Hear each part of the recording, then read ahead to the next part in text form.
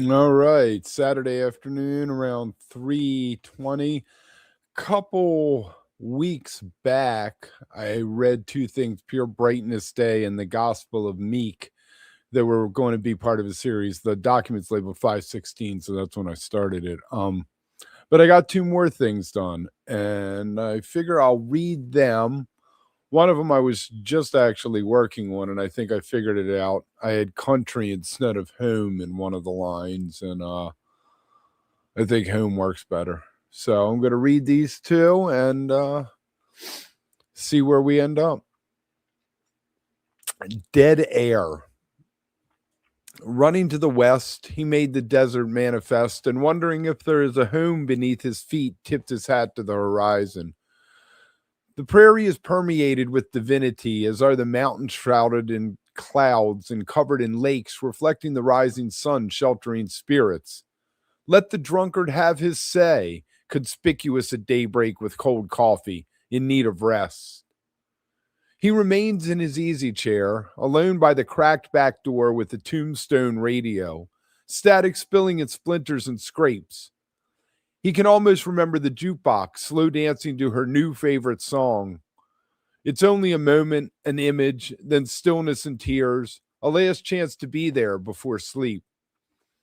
He can only get that station at first light, before the signal skips to silence and the wind pushes the door closed. What's left is the open window, and in the distance, the highway where white noise hums. All right. Not really sure where that, just the image of a guy in a house on a prayer in the prairie in Kansas somewhere. The other one I'm going to read, Marigold Unfolding. A friend, someone I know on Blue Sky, we follow each other, posts pictures of flowers all the time. Thank you, Miss M. And this one of this marigold was just so beautiful. And she had captioned it Marigold Unfolding. So I stole the title from her. Marigold Unfolding. The marigolds are unfolding. They only know this morning and last night's rain. An equation in the ether rises from the dirt through their veins, daring greatly to fill the urn. Night grabbing the sepals by their fingers and whispering, "There's no time to fuck around." Preclude the possibility of divinity. The seeds had floated on the breeze. They contest the thin layer of dirt for a chance of communion with the sun. The foliage made a canopy and frills above the bed where the warm wind settled them in. The stem makes its fateful climb into another atmosphere late in vernal days, when its voice is as candid as the wind on the bay, to the clouds that carry rain that exhale in echoes, ceremonies, and the bud untightening.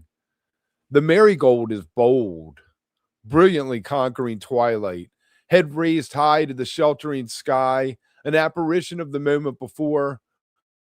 We no longer look at the earth and instead talk in the scent of living on gentle ruffled petals. An overture with horns quivering to exalt a blessing for all things if you listen close to the ringing out.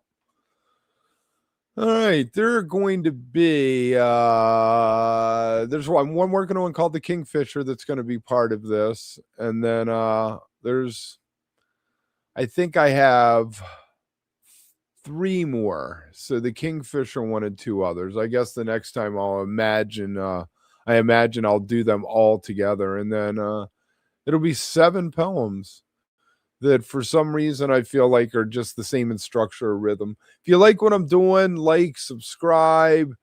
I'm over on Blue Sky, KevinHogan.Blue Social. You can always check out Wook Plus where I do my other thing. Think about buying me a coffee. There'll be a link down in the bottom as soon as I get out of here and do a thumbnail and all that stuff. I'll talk to you soon.